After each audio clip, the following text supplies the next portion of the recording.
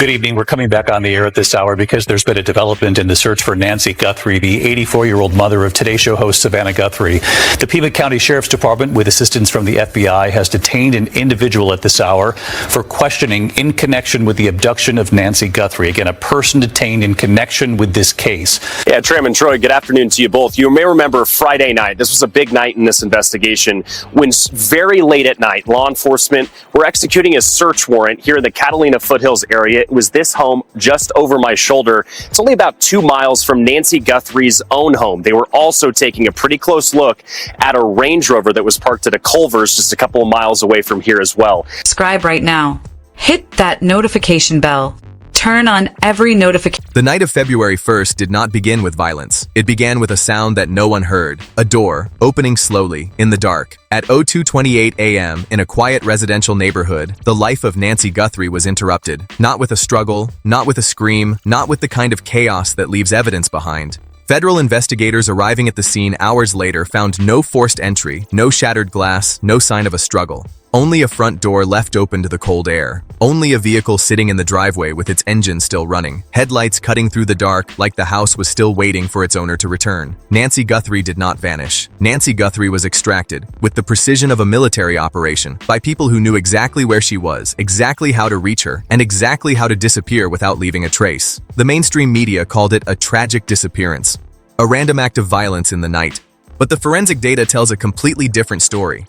A story about synchronized attacks, about a convicted felon named Luke Daly, about 48 missing minutes that no one can explain, and about a shadow that keeps appearing at the center of this investigation, the shadow of Nancy Guthrie's own son-in-law, Tommaso. The official narrative surrounding the disappearance of Nancy Guthrie is not just crumbling, it is collapsing. Well, new Ring camera video from a Catalina foothills home just blocks away from Nancy Guthrie's neighborhood making the rounds online tonight. And it was taken just last night, showing a masked person in gloves walking up a private driveway in the middle of the night and taking a potted cacti. News 4 Tucson's Jacob Owens joins us from the foothills with why this video, Jacob, is causing some concern tonight. Monica, that's right. If this were any other situation, this video likely would not be getting this sort of attention, but it's not a different scenario. This was less than a mile from Nancy Guthrie's home here in the foothills. It's a neighborhood that's been on edge for weeks and actually months. Tomorrow marks 90 days since Nancy Guthrie disappeared from her home here in the foothills, and that's 3 months. So a video surfacing of a man in a mask on private property is raising some surprise with a neighbor I spoke with. This neighbor who posted, so take a look, the neighbor who posted the video from last night wants to remain anonymous, we should say, but says that the video shows a gray Ford F-150 pulling into their driveway just before 11. Moments later, a man wearing gloves, a face mask, and a baseball cap gets out of the truck, walks toward the front of the home, and begins loading several potted cacti into the bed of the pickup. The homeowner later posted the video to the Ring app, where it quickly started circulating through the Catalina foothills. We reached out to the Sheriff's Department asking if they had seen the video, and they say they have not been advised of anything like this, but they do say they will keep me posted. And while there's no indication that the incident is connected to the disappearance of Nancy Guthrie, one neighbor tells me the location of this, while there is an increased law enforcement presence in this area, makes this a shock. It is someone walking on your property late at night, uninvited, committing, it might be a small crime, but committing a crime, and it is disturbing. It drives the point home that we have to be watchful, be aware of our homes, but also of our neighbors. Monica, again, this is a good reminder for people who live in this neighborhood to check their doorbell cameras, their Ring cameras, because the Pima County Sheriff's Department, now nearly 3 months into the disappearance of Nancy Guthrie, is continuing to ask people to submit any relevant footage to the case. Reporting live in the foothills, Jacob Owens, News 4 Tucson.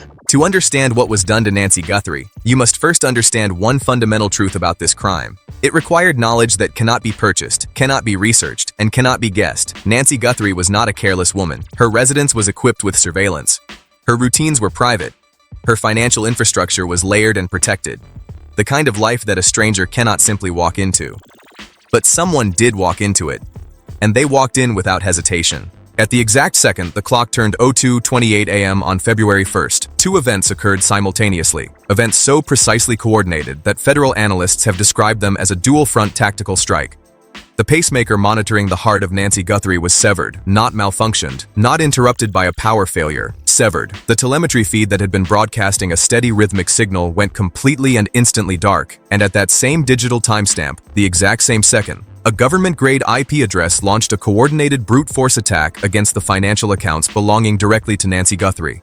Her assets, her vaults, her financial lifeline, all targeted simultaneously as her medical device went silent. A medical device was disabled, a financial system was attacked, both at the exact same second. This is not coincidence. This is coordination. This is a synchronized, two-front takedown that required inside knowledge of Nancy Guthrie's life support systems, her financial architecture, and her precise daily routines. You cannot access that level of information from the outside. You can only possess it if you are already inside the life of Nancy Guthrie, the kind of intimate, trusted inside knowledge possessed by her son-in-law, Tommaso Cioni. After 78 days of complete investigative stagnation, federal investigators quietly shifted the entire architecture of this case. They stopped looking for one person. They started dismantling an operational network, a layered, multi-tiered criminal structure with specific roles, specific resources, and a single specific target, Nancy Guthrie. And at the center of that network, three figures keep emerging from the data. The name Tommaso Cioni has surfaced aggressively and repeatedly at every critical juncture of this investigation. Sealed federal records reveal severe, deeply conflicting financial interests between Tommaso Cioni and Nancy Guthrie, interests that extend far beyond a family disagreement and into the territory of high-stakes, calculated betrayal. When analysts map the financial pressure points surrounding the assets of Nancy Guthrie, the architecture consistently points towards someone with intimate, trusted access. When investigators trace the digital communications surrounding this case, the fingerprint of Tommaso Cioni appears in places it has no innocent explanation for being. An outsider has to guess where the vulnerabilities are. An insider like Tommaso Cioni already knows. Then there is Luke Daly, a convicted felon whose geographic movements in the hours surrounding the disappearance of Nancy Guthrie have placed him in positions that federal investigators describe as impossible to explain away. Luke Daly had the proximity. Luke Daly had the logistical resources to execute a ground-level extraction. And Luke Daly had something else. Something only now becoming fully visible as investigators peel back the layers of his encrypted digital communications. Luke Daly had contact, and that contact leads directly toward the network of Tommaso Cioni. And then there is the silence of Sheriff Chris Nanos, a silence so deliberate, so sustained, and so specifically targeted that it can no longer be dismissed as oversight. Sheriff Nanos has addressed leads by name, he has cleared individuals by name, but he has never once, in any public statement, addressed the movements of Luke Daly. He has never once, in any public statement, addressed the role of Tommaso Cioni. In a federal disappearance investigation of this magnitude, that kind of targeted silence regarding two central figures is not confusion. That is containment. Physical evidence can be buried, staged, manipulated, and destroyed. Digital evidence cannot. 48 hours after the disappearance of Nancy Guthrie, a pair of forensic-grade gloves was recovered, discarded precisely 2 miles from the front door of her residence.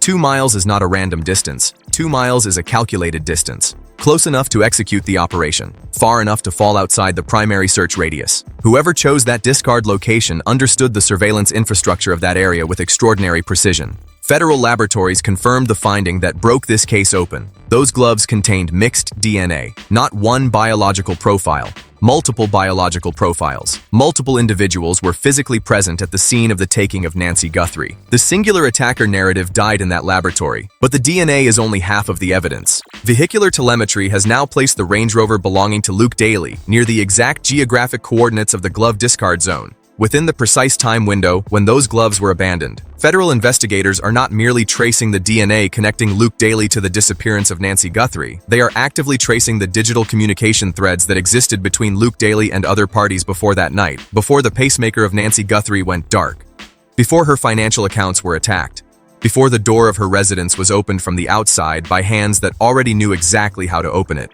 And those digital threads are pointing directly toward the network of Tommaso Cioni. When forensic behavioral analysts reviewed the surveillance footage captured near the residence of Nancy Guthrie on the night of her disappearance, they made an observation that stopped the room cold. The individuals on that footage were calm, not nervous.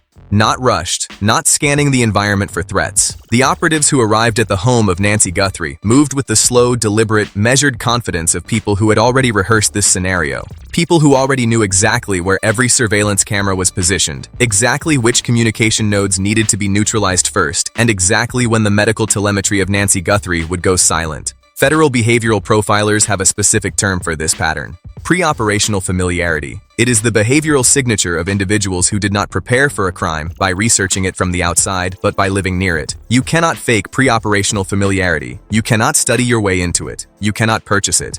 The only way to move through a target's environment with that level of precision and confidence is to have already moved through it, as a trusted figure, as a welcomed presence, as someone whose footsteps in that house never once raised an alarm. A stranger guesses. An insider like Tommaso knows. The geographic evidence surrounding the disappearance of Nancy Guthrie has produced what federal analysts are now calling the single most critical unanswered question in this entire investigation. The numbers are precise. The gap is impossible to explain. From the front door of the residence of Nancy Guthrie to the location where the gloves of Luke Daly were discarded is exactly 2 miles. At standard driving speed, that journey takes 12 minutes. The digital signals associated with the vehicle of Luke Daly went dark for 48 minutes. 48 minutes. For a 12-minute drive, 36 minutes are completely unaccounted for. 36 minutes during which Luke Daly, his vehicle, and whoever may have been with him existed in what federal analysts have designated a dark zone, a blind spot in the cell tower and surveillance infrastructure, meticulously identified in advance by someone who understood the technical geography of that area with expert-level precision. This dark zone was not stumbled upon. This dark zone was chosen. Where was Luke Daly during those missing 36 minutes? What was transferred? What was communicated? What happened to Nancy Guthrie inside that gap? The overlap between the operational movements of Luke Daly and the intelligence network accessible to Tommaso does not shrink when you study the map. It grows. The 2-mile radius, the 12-minute drive, the 48-minute void. These are not the accidents of a panicked, impulsive criminal. These are the signatures of architecture, of funding, of a plan built around Nancy Guthrie long before the night she disappeared. Every thread pulled in this investigation leads back to the same devastating conclusion. The 02:28 a.m. pacemaker disconnection of Nancy Guthrie, executed with insider knowledge of her medical systems. The simultaneous digital assault on the financial accounts of Nancy Guthrie, launched from a government-grade IP address at the exact same second. The forensic gloves of Luke Daly, 2 miles away, carrying multiple biological profiles, confirming a coordinated multi-person operation. The Range Rover telemetry of Luke Daly, placing him at the discard zone within the exact window the gloves were abandoned. The 48-minute dark zone void, 36 minutes of movement that no alibi and no public statement has ever accounted for. The deliberate, sustained silence of Sheriff Nanos, maintained specifically around the 2 figures who matter most, Luke Daly and Tommaso and threading through every single data point, every anomaly, every fracture in the official narrative, the shadow of the son-in-law, Tommaso Federal investigators are not hunting a random opportunist who stumbled upon Nancy Guthrie in the dark. They are dismantling a criminal and financial architecture that was constructed, funded, and finalized long before that front door was ever opened. The trap set for Nancy Guthrie was not built the night she disappeared. It was built over weeks, possibly months, built from the inside. Built by someone she trusted, built by someone who sat at her table, who knew her routines, who understood her vulnerabilities, and who used every single piece of that knowledge against her. Nancy Guthrie is still missing. The investigation has reached a breaking point. The forensic anomalies are no longer isolated threads. They are a converging, undeniable body of evidence that federal prosecutors study in silence before they move. The mainstream narrative offered emotion. It offered shock. It offered the comfort of randomness. The idea that what happened to Nancy Guthrie was simply the work of a stranger in the night. The data offers something else entirely. The data offers a pacemaker cut at 02:28 a.m., a financial system attacked in the same second, mixed DNA in the gloves of Luke Daly, 36 minutes that have never been explained, and a name that keeps appearing in the financial records, in the digital communications, in every space where the official story goes quiet. Tommaso this is no longer a question of whether the disappearance of Nancy Guthrie was an inside operation. The only question remaining, the question federal investigators are now racing against time to answer, is whether the indictments will reach Tommaso before the network protecting him vanishes back into the shadows. Nancy Guthrie deserves that answer. The evidence is no longer hiding. And the worst thing a criminal network can leave behind is not a witness. It is not a fingerprint. It is not a glove discarded 2 miles from the scene. The worst thing a criminal network can leave behind is a digital ghost that never stops transmitting.